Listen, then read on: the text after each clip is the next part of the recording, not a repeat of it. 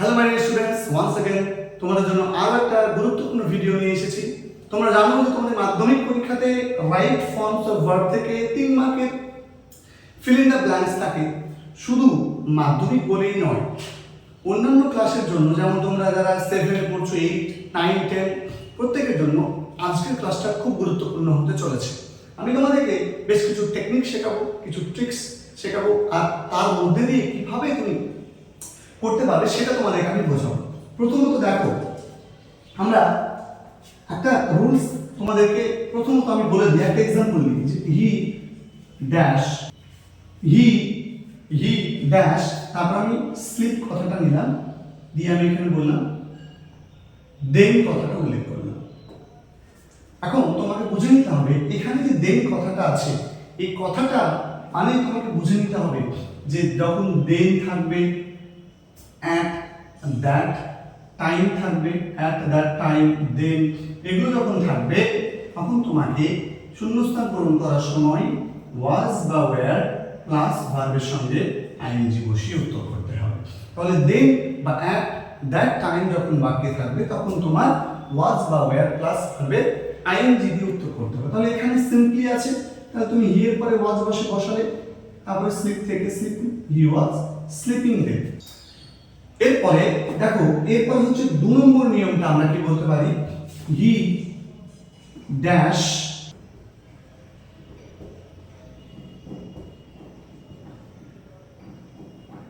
দেখো 2 নম্বর एग्जांपलটা আমি লিখেছি he dash meet you in a minute. এখন এখানে একটা সময়ের ক্লু পাচ্ছ তুমি, সময়ের ক্লুটা কি ইন আ মিনিট।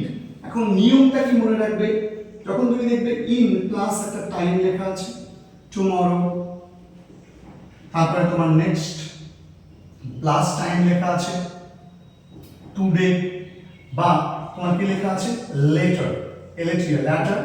তো এই যে শব্দটা, এই যে জিনিসগুলো যখন থাকবে তখন 80% কেস, মানে 80% মানে 80 ভাগ তোমার কি হবে, তোমার শ্যাল বা উইল প্লাস ওই ভার্বটা তোমাকে বসাতে হবে। এটাই মূল নিয়ম। যখন দেখবে কখনো কখনো কিন্তু নাও হতে পারে, সেটা তোমাকে পড়ে বুঝতে হবে, লাইন পড়ে বুঝতে হবে, এটা তোমাকে ভালো করে বুঝতে হবে। তখন কিন্তু কখনো কখনো কিন্তু এটা অ্যাম, ইজ, আর প্লাস ভার্বের আইএনজি তে উত্তর হতে পারে। 80% পসিবিলিটিজ হচ্ছে শ্যাল বা উইল। তাহলে এখানে হি এর পরে আমরা জানি উইল বসে, তাহলে উইল, তাহলে এটা মিট আছে, ভিয়ন বসবে মিট, মিটি থেকে গেল। 3 নম্বর एग्जांपल ধরো আমি বললাম যে ইফ ইউ, আমি বললাম come, if you come I dash go to your place. এখন এইটা তোমাকে কিভাবে করতে হবে, if you come I dash go to your place, যদি তুমি আসো তবে আমি তোমার বাড়িতে যাব। এখন প্রশ্নটা দাঁড়াচ্ছে যে এটা কিভাবে করতে হবে। তুমি যখন দেখবে এটা একটা কন্ডিশনাল সেন্টেন্সের পর্যায়ে পড়ে যাচ্ছে, সুতরাং এই যে ইফ প্লাস সাবজেক্ট থাকবে, আমি সাবজেক্টের কথাটা লিখছি না, ভি অন যখন থাকবে কন্ডিশনাল সেন্টেন্সের ক্ষেত্রে তুমি সাবজেক্টের পরে তোমাকে শ্যাল বা উইল প্লাস ভি অন এর উত্তর লিখতে হবে। এখন আমরা জানি এখানে ইউ এর পরে ভি অন আছে, সুতরাং এইখানে আই এর পরে আমরা জানি প্রত্যেকে শ্যাল বসে, তাহলে আই শ্যাল, তারপরে এখানে গো বসবে। এখন এখানে যদি আমি বলতাম যে if you worked hard you dash, দিয়ে এখানে আমি বলে দিয়েছি will, এখানে বলে দিয়েছি fail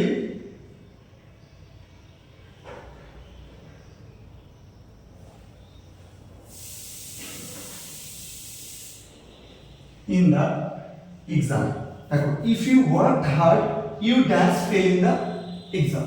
তাহলে এখানে if কথাটা আছে এবং এখানে কিন্তু আর ভিয়ন নেই, তাহলে তোমাকে মনে রাখতে হবে if প্লাস যদি v2 থাকে তাহলে উত্তর করার সময় তোমাকে শ্যাল সাবজেক্ট প্লাস শ্যালের জায়গায় শ্যাল হলে তোমাকে শ্যালের জায়গায় শুড লিখতে হতো, আর উইল হলে উইলের জায়গায় তোমাকে উড লিখতে হবে প্লাস ভার্বের ভি অন লিখতে হবে। এখন প্রশ্ন হলো যে এখানে একটা নেগেটিভ সেন্স দিচ্ছে, তোমাকে সেটা বুঝে নিতে হবে।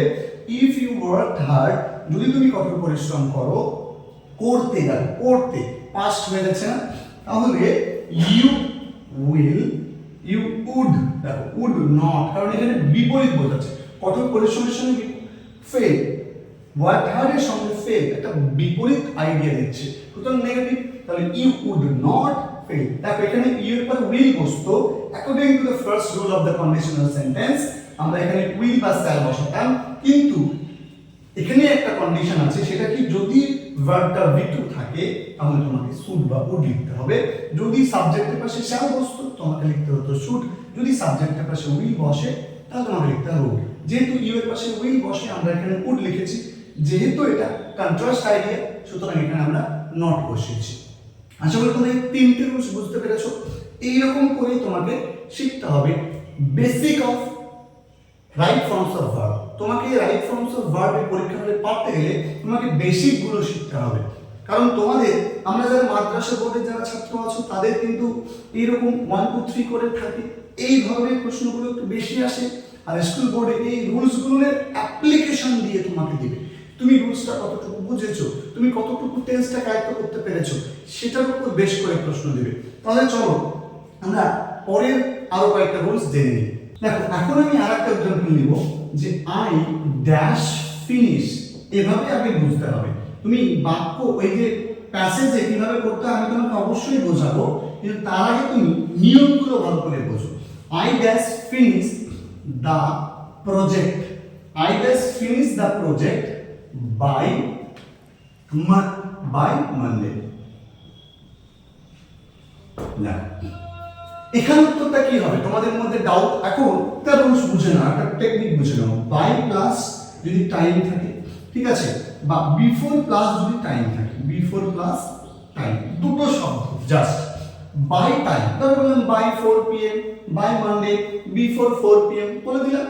তাহলে এক্ষেত্রে তোমাকে মনে রাখতে হবে যে শ্যাল বা উইল, তারপরে একটা হ্যাভ বসবে, তারপরে ভার্বের উইথ, অর্থাৎ ফিউচার পারফেক্ট টেন্সে তোমাকে উত্তর করতে হবে। তারপর বাই মানডে, সুতরাং উত্তরের ক্ষেত্রে তুমি কি লিখবে, আই এর পরে আমরা জানি শ্যাল বসে, তাহলে আই শ্যাল, তারপরে আমরা বসাবো হ্যাভ, তাহলে আই শ্যাল হ্যাভ, ফিনিশ থেকে কি হয়ে যাবে, finished, I shall have finished, এইরকমটা তোমার উত্তর হবে। 5 নম্বর দেখো, খুব গুরুত্বপূর্ণ রুলসগুলো তোমাদেরকে বলছি, যে সমস্ত রুলসগুলো থেকে পরীক্ষাতে প্রশ্ন আসার প্রবল সম্ভাবনা, সেগুলোই তোমাদের সঙ্গে আলোচনা করছি। এই রাইট ফর্মস অফ ভার্বের বেশ কতগুলো পার্ট তোমাদেরকে আমি দেব, যাতে তোমাদের বিষয়টা খুব অল্প অল্প ভাবে পড়ে আয়ত্ত হয়ে যায়। দেখো মনে রাখতে হবে, যদি কোনো একটা কমপ্লেক্স সেন্টেন্স হতে পারে, বা তোমার সেটা কোনো একটা প্যাসেজ হতে পারে, ঠিক আছে, প্যাসেজ, ঠিক আছে। যদি একটা ভার্ব কি হয়, যদি কোনো একটা কমপ্লেক্স সেন্টেন্স বা প্যাসেজে একটা ভার্ব যদি তোমার কি হয়, পাস্টে হয়, তবে অন্য ভার্বটাও কিসে হবে, অন্য ভার্বটিও পাস্টেই হবে, হবে। এটা কিন্তু খুব গুরুত্বপূর্ণ জায়গা, এবং এই জায়গা থেকে মোস্ট প্রবাবল হচ্ছে পরীক্ষাতে এই রুলসটা খুব ভালো করে আয়ত্ত করতে হবে। ধরে নাও কোনো একটা বাক্যের মধ্যে একাধিক ভার্ব আছে, ওই ভার্বের একটা ভার্ব যদি পাস্টে থাকে, অন্য ভার্বগুলো পাস্টে রাখতে হবে, সেটা যে কোনো টেন্সে হতে পারে, past indefinite, past continuous, past perfect, but সেটা পাস্টে রাখতে হবে। পাস্ট পারফেক্ট কোথা থেকে হয় চিনবে, এটা বুঝিয়ে দেবে, কিন্তু তুমি মনে রাখবে যদি V2 থাকে অন্যটাও V2 হওয়ার পসিবিলিটিস বেশি, এটাই তোমাকে মাথার মধ্যে রাখতে হবে। এবার আমরা এক্সাম্পল নিই বিষয়টা নিয়ে, যে he said that he dash, মানে এখানে বললো submit the project tomorrow। এবার একটু লক্ষ্য করে দেখো যে এখানে এই যে ভার্বটা, একটা ভার্ব এবং আরেকটা ভার্ব দিয়েছে, এটা তোমাকে শূন্যস্থান পূরণের জন্য দিয়েছে। যেহেতু শূন্যস্থান পূরণের জন্য দিয়েছে, তোমাকে এই ভার্বটা V2 তে আছে, এই ভার্বটা V2 তে থাকার জন্য এখানকার ভার্বটাও V2 তে রাখতে হবে। তাহলে তুমি এখানে কি লিখবে বলতো, এখানে টুমরো আছে তাই না, তাহলে টুমরো থাকলে এখানকার ভার্বটা কি হবে, টুমরো আছে মানে আমরা জানি যে স্যাল বা উইল বসে, ওটাও তোমাকে পাস্টে বসাতে হবে, উইলটাকে উড করতে হবে, তাহলে উড সাবমিট করতে হবে। কথাটা কি বোঝাতে পারলাম? তুমি আর একটা एग्जांपल দেখো বিষয়টা নিয়ে, তাহলে তোমার ধারণাটা ক্লিয়ার হবে। রহিম told me that he dash ব্র্যাকেটে বললাম know the matter, he know the matter। তাহলে দেখো রহিম told me, দেখো এই রহিমটা V2 তে আছে না, এবার এখানেও দেখো V2 আছে, এখানেও দেখো নো আছে, ভার্ব দিয়েছে। তোমার তো তিনটে করে অপশন থাকবে, তুমি যদি আগে নিয়মটা বুঝতে পারো, অ্যাপ্লিকেশনটা বুঝতে পারো, তবেই না তুমি এটা দায়িত্ব করতে পারবে। এবার দেখো এখানে কিন্তু অন্য কোনো টাইমের ক্লু কিন্তু নেই, সুতরাং এখানে আমি যেটা বলেছিলাম যে একটা যদি পাস্টে হয় অন্যটিও পাস্টে হবে, অর্থাৎ V2 হওয়ার পসিবিলিটি সবচেয়ে বেশি। এখানে তুমি লক্ষ্য করে দেখো তো যে টোল্ড V2 আছে, তাহলে নো ভার্বের V2 হচ্ছে নিউ, তোমাকে নিউ উত্তরের জন্য বসাতে হবে। কথা কি বোঝাতে পেরেছি? দেখো তাহলে আমরা টোটাল 5টা নিয়ম শিখেছি, আমরা আর কয়েকটা নিয়ম দেখব। এই 5 নম্বর নিয়মের ক্ষেত্রে আমরা কিছু এক্সেপশনাল কেস দেখব। তোমাকে মনে রাখতে হবে যে কিছু হ্যাবিচুয়াল ফ্যাক্ট থাকে, অভ্যাসগত কোনো জিনিস, বা ধরো জেনারেল ট্রুথ কোনো কিছু থাকে, জেনারেল ট্রুথ থাকে, তারপর তোমার ইউনিভার্সাল ট্রুথ থাকে, ইউনিভার্সাল ট্রুথ, ঠিক আছে, তারপর সায়েন্টিফিক ট্রুথ থাকে, সায়েন্টিফিক ট্রুথ কিছু থাকে, মানে বৈজ্ঞানিকভাবে সত্য। তখন কিন্তু V2 থাকলেও, আমি কিন্তু 5 নম্বর রুলসটা বলছি যে একটা ভার্ব V2 থাকলেও অন্য ভার্বটা কিন্তু তোমাকে প্রেজেন্টেই রাখতে হবে, অর্থাৎ V1 বা S বা S এ রাখতে হবে। গিভ एग्जांपल দেখো, আচ্ছা এখানে আমি ধরে বললাম যে সায়েন্স said that, বললাম দিয়ে বললাম ওয়াটার, এখানে একটা বললাম ওয়াটার ড্যাশ ব্যাটারি দিলাম বয়েল at 100 ডিগ্রি সেলসিয়াস। দেখো এখানে সেড কিন্তু V2, এখানে বয়েল ভার্বটা কি হবে, দেখো এই ঘটনাটা একটা সায়েন্টিফিক ট্রুথ, বৈজ্ঞানিক সত্য, তোমাকে এখানে অবশ্যই ভার্বের সঙ্গে বয়েল ভিয়ন, এখানে কিন্তু ওয়াটার, এই ওয়াটারের পর আমরা জানি সিঙ্গুলার ভার্ব বসাতে হবে, তাহলে বয়েলস, তাহলে বয়েলস এট 100 ডিগ্রি সেলসিয়াস। এখন তুমি আমরা জানি, ধরো বললো যে হি সেড টু মি, ঠিক আছে, হি সেড না, হি টোল্ড মি দ্যাট, সে আমাকে বললো, কি বললো, যে ধরো বললাম মর্নিং ড্যাশ ব্র্যাকেটে দিয়ে দিয়েছে শো দা ডে, অর্থাৎ কি বলছে যে মর্নিং, এখানে টোল্ড আছে তাই না, কিন্তু এখানে দেখো মর্নিং সকালবেলা, শো দেখায় দা ডে মানে দিনটাকে দেখায়, মানে সকাল থেকে বোঝা যায় দিনটা কেমন হবে। এটাও কিন্তু একটা সত্য একটা বিষয়, তাহলে এটা জেনারেল একটা সাধারণ বিষয়, সাধারণ সত্য জিনিস। তাহলে এখানে তোমাকে লিখতে হবে কি শোজ, বা এটা একটা প্রভাব আছে। তাহলে এই ধরনের জিনিসগুলো, ব্যতিক্রমী চরিত্রগুলো তোমাকে ভালো করে বুঝতে হবে, ব্যতিক্রমী নিয়মগুলো তোমাকে ভালো করে জানতে হবে, নচেত তুমি কিন্তু অযথাই পরীক্ষা হলে গিয়ে সাফার করতে পারো। আচ্ছা এরপরে আমি যদি রুলস নম্বর 6 বলি, রুলস নম্বর 6 এ দেখো, যদি বাক্যের মধ্যে তুমি when পেয়ে যাও, বাক্যের মধ্যে when পেয়ে যাও, ঠিক আছে, দেখো when প্লাস V2 যদি পাও এবং তার আগের ভার্বটা, আগে ভার্ব এর রূপ জানতে চাই, এক্ষেত্রে তোমাকে কি করতে হবে, মোস্ট অফ দ্য চান্স হচ্ছে ওয়াজ বা ওয়্যার প্লাস ভার্বের আইএনজি তোমাকে লিখতে হবে, ওয়াজ বা ওয়্যার প্লাস ভার্বের আইএনজি লিখতে হবে, ঠিক আছে।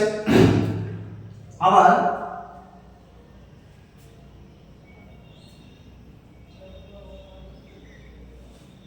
অনেক ক্ষেত্রে এই যে তুমি ধরো প্রথম ভার্বটা কি করে দিয়েছে, প্রথমেই when আছে, when প্লাস V2 আছে এবং পরে কি আছে, পরে ভার্বটাও অজানা আছে, মানে ভার্বের রূপটা জানতে চেয়েছি, রূপ জানতে চেয়েছি, জানতে চেয়েছি। এরকম অবস্থাতে তোমাকে ভার্বটা কিন্তু ভিটুতে রাখতে হবে। আমি একটা এক্সাম্পল দিয়ে তোমাদেরকে এখানে এক্সাম্পল দিয়ে বোঝাই যে আই ড্যাশ ব্র্যাকেটে দিলাম স্লিপ when ব্র্যাকেটে দিলাম স্লিপ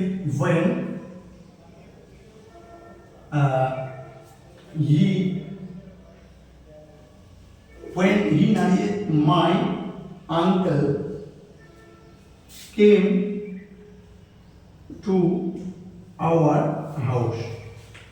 একটু লক্ষ্য করে দেখো, I dash sleep when my uncle came to our house। যখন আমার আঙ্কেল যখন আমাদের বাড়িতে এসেছিল, আমি তখন কিছু একটা করছিলাম। কন্টিনিউ কি বোঝাচ্ছে? কন্টিনিউয়াস সেন্স দিচ্ছে। তাহলে এই যে স্লিপ কথাটা, এই স্লিপ কথাটা কি হবে? এই যে এই নিয়মটা ম্যাচিং করছে। ভালো করে দেখো, আগে শূন্যস্থান আছে, অর্থাৎ 80% ক্ষেত্রে এরকমটাই উত্তর হতে দেখা যায়। প্রথম তুমি এখানে লিখবে আই এর পরে ওয়াজ বসে, স্লিপের আইএনজি করলে স্লিপিং, তাহলে আই ওয়াজ স্লিপিং when, দেখো I was sleeping when my uncle came to our house। যখন আমার কাকা আমাদের বাড়িতে এসেছিল আমি তখন ঘুমোচ্ছিলাম। তাহলে এরকম কন্টিনিউটি বোঝাচ্ছে। আবার আমি এরকম বলতে পারি যে when we reached the house, যখন আমরা বাড়িটাতে পৌঁছেছিলাম, the postman dash ব্র্যাকেটে করলাম knock the door। এবার একটু লক্ষ্য করে দেখো যে when we reached, যখন আমরা পৌঁছেছিলাম, এখানে বাক্যটা শুরুতেই ভিটু দিয়ে দিয়েছে। তাহলে দুটো ঘটনা পর পর ঘটছে, একটা আগে এবং একটা পরে। তাহলে আমরা আগে পৌঁছালাম, পরে কোন একটা কিছু করেছি, এরকম সেন্স কিন্তু এখানে আসছে যে আমরা আগে পৌঁছালাম, পরে পোস্টম্যানটা কি করেছিল? দরজা নক করেছিল। তাহলে আমরা যখন আমরা বাইরেতে পৌঁছালাম তখন পোস্টম্যান দরজায় নক করছিল হবে না নক করেছিল হবে? নক করেছিল বেশি ভালো হবে। তাহলে এক্ষেত্রে দুটো অ্যাকশন যখন পরপর ঘটবে এরকম বোঝানো হয়, তখন তোমাকে দেখো এটাও ভিটু রাখে, এটাও তোমাকে ভিটু রাখতে হচ্ছে। এরকম সেন্স দিয়ে পরীক্ষাতে আসতে কিন্তু দেখা যায়। তোমাদেরকে বলবো যে এই জায়গাটা, এই অ্যাপ্রোচটা খুব ভালো করে মনে রাখবে। কেননা এই যে 6টা রুলস আমি তোমাদের সঙ্গে আজকে শেয়ার করলাম, আমি পরবর্তী ভিডিওতে আরো বেশ কিছু রুলস তোমাদেরকে শেয়ার করব। বেশ কয়েকটা পার্টে ভিডিও দেবো বললাম, তারপরে বেশ কিছু প্র্যাকটিস সেট আমি তোমাদেরকে দেবো এবং দেখাবো যে কিভাবে এই রুলসগুলোকে ফলো করে আমরা প্রত্যেকটা ফিল ইন দ্য ব্ল্যাঙ্কস আমরা রাইট ফর্মস অফ ভার্ব ব্যবহার করে ফেলতে পারবো এবং ইজিলি করে ফেলতে পারবো। তাহলে আজকের ভিডিওটা এতটুকুই থাকলো। ভিডিওটা কেমন লাগলো একটু জানিও, আর যদি ভিডিওটা ভালো লেগে থাকে অবশ্যই ভিডিওটাকে লাইক করবে, কমেন্ট করবে এবং বন্ধুদের সঙ্গে ভিডিওটাকে শেয়ার করে দেবে।